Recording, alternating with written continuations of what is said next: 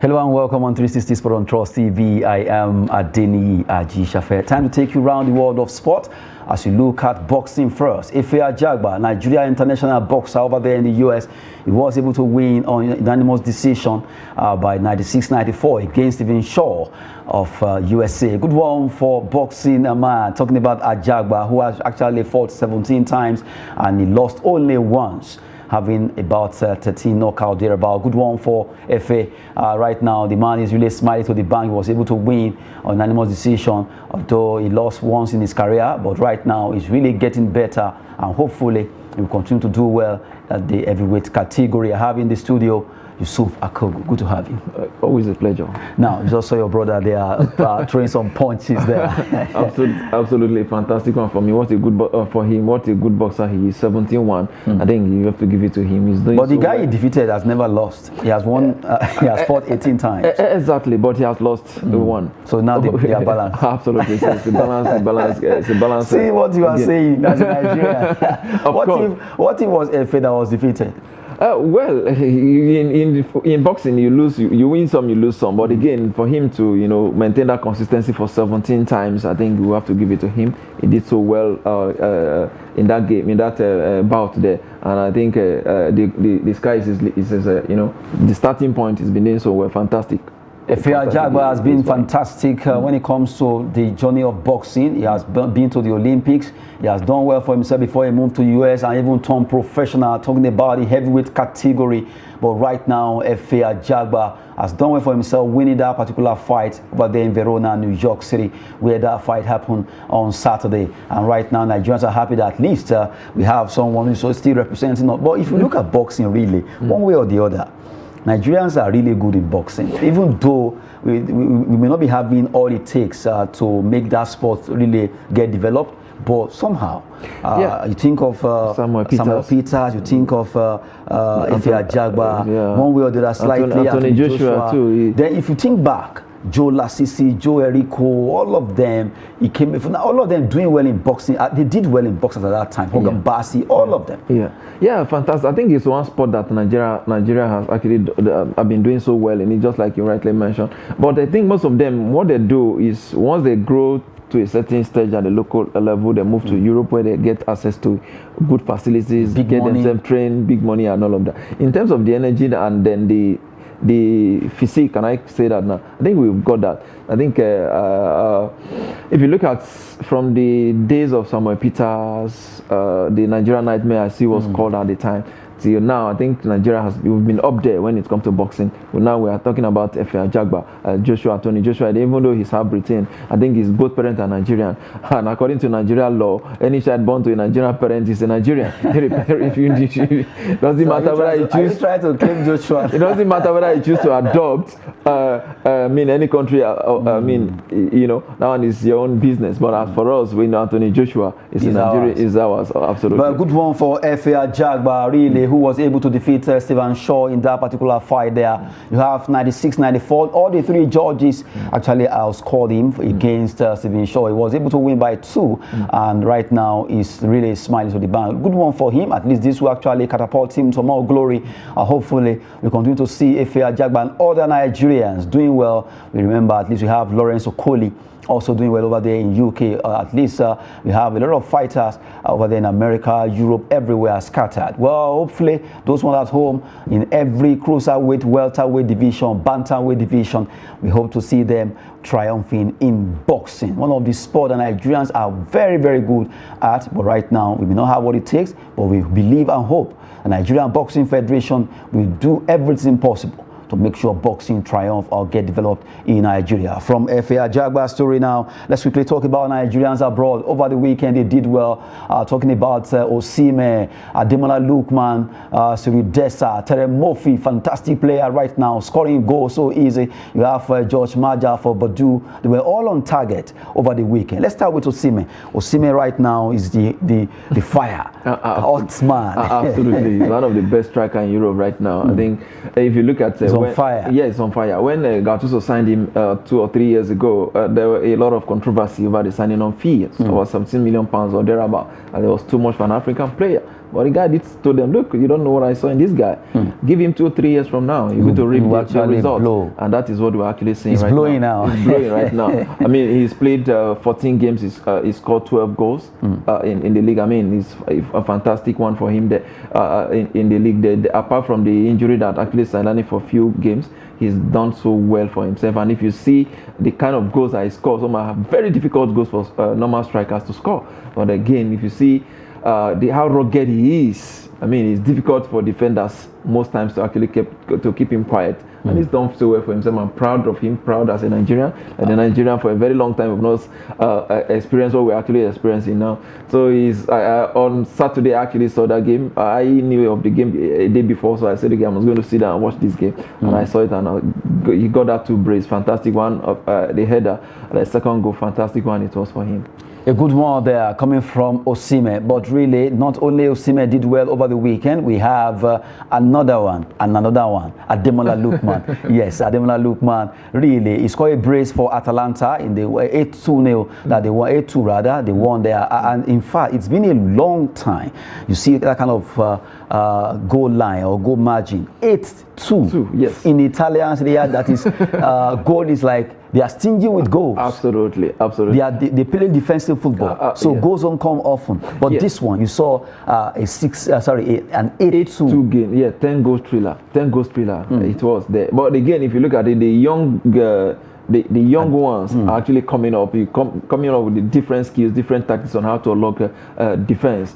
And that is why you are seeing quite a whole lot of goals. A good one for Ademola Lookman. Yeah, a very good one for him. He's a raw talent. I think he's developed to a certain time. Remember when he was at Everton, and then he moved to Serie A, and he's doing so well for himself. And then I think it's a very good one. We actually hope that they bring all this form to the Super Eagles when the qualifiers for Nations Cup starts. I think he also played with, was it Leipzig or thereabout before he moved? Yes. He was in Leipzig before he moved to Atalanta. Good one for Ademola Lookman there. And still looking at other Nigerians, we have George Maja, although playing the 2nd division for Bordeaux, but he also did well. Terem Murphy has been in fantastic form, right, this season. He has come, at least this should be his 11th goal, even though they lost that game, but he keeps scoring. And although we'll still be coming to that story later concerning Terem Murphy, but really Terem Murphy has been fantastic. Yeah, he's been doing so well for himself and then for his club. Even though he is not in the limelight, we actually hope that he moved to an elite league where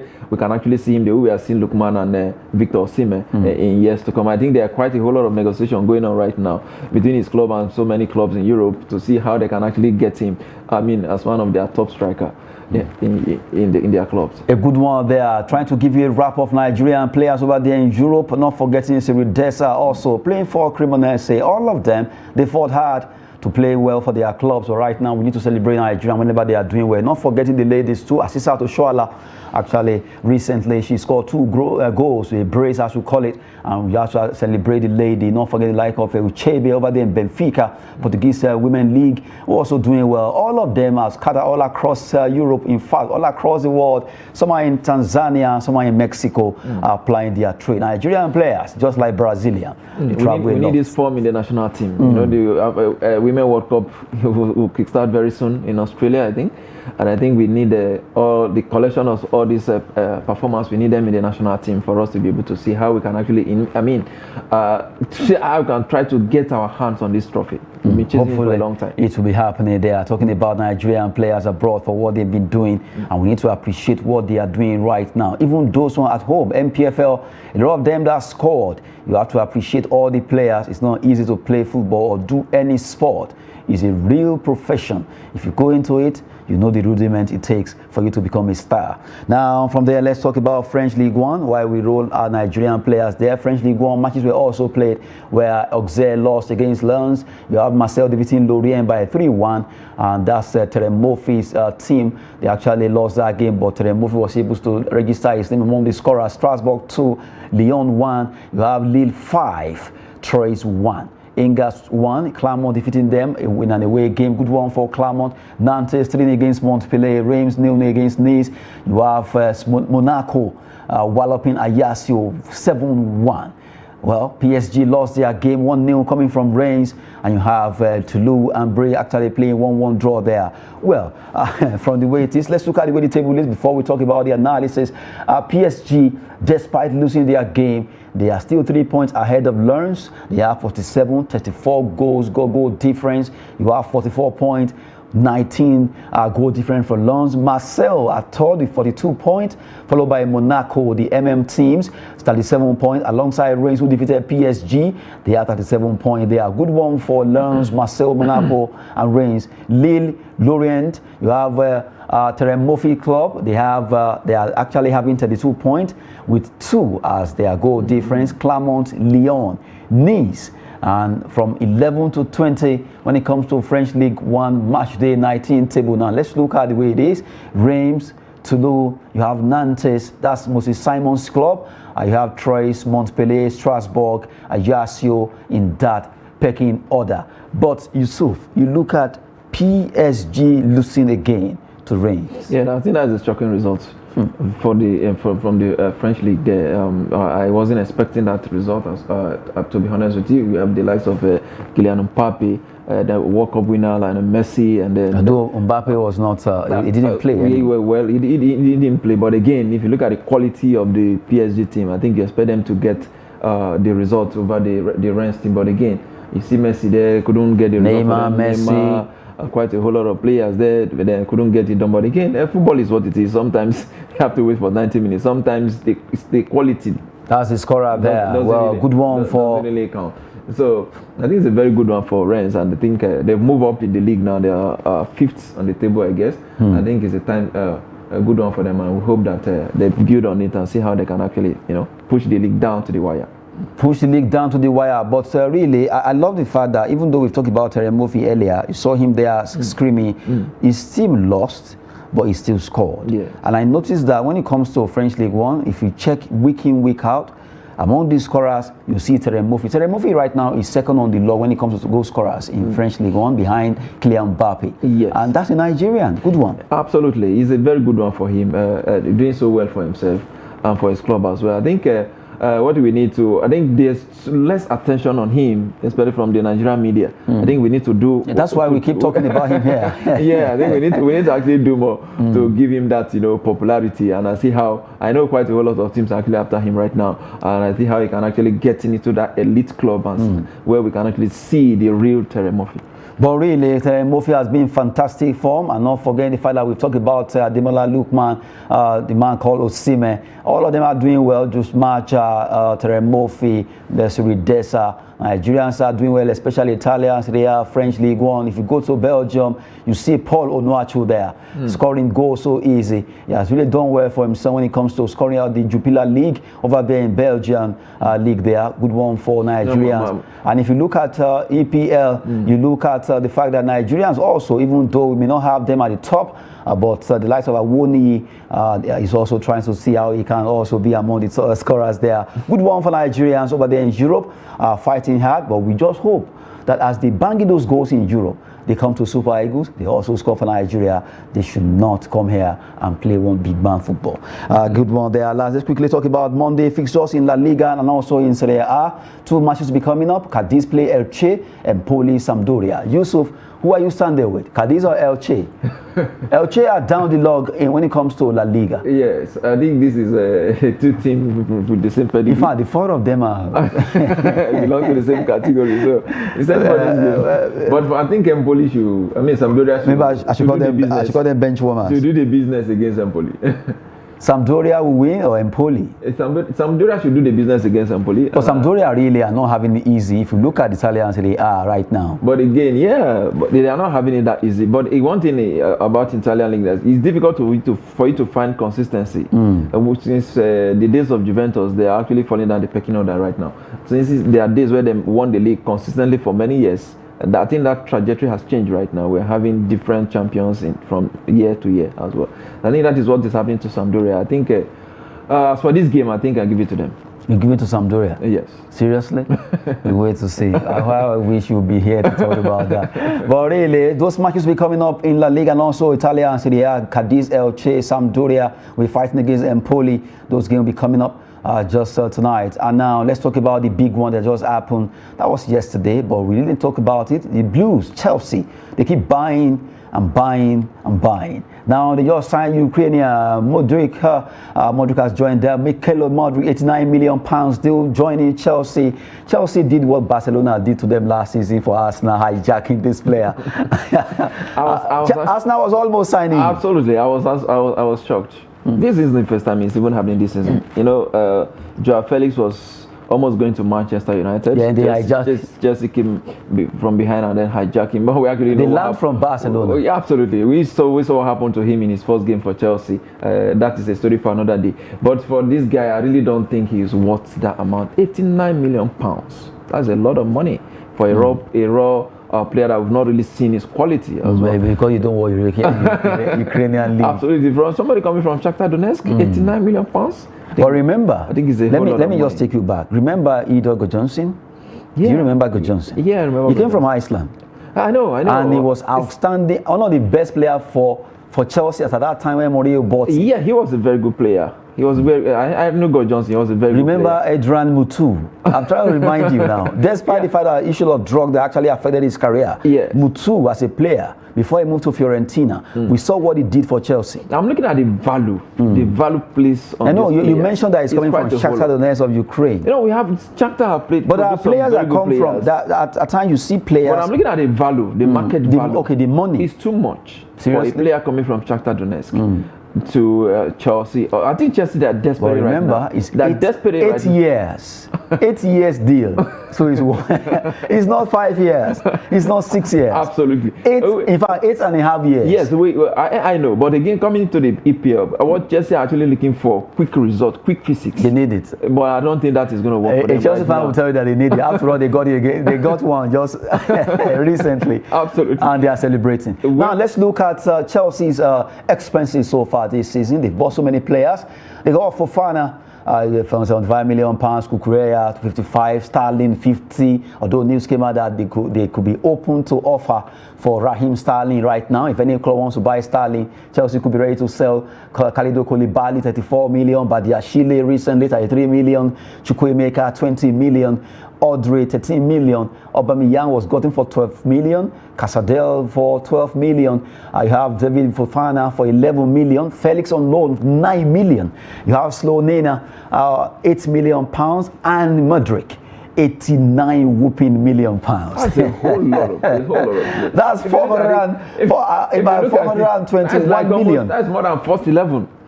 You're buying Look, 75 million is there. Don't exaggerate this. I know. 55 million is there. 50 is there. 34 is there. Yeah, I know. It's just you're buying. If I minus 75 from 89, what do you have left? I think what Chelsea need to do is to inject new players, bring players out from the academy, and see how they can. These players will get them results. But again, getting all these players is going to take them a long time for them to start playing as a team.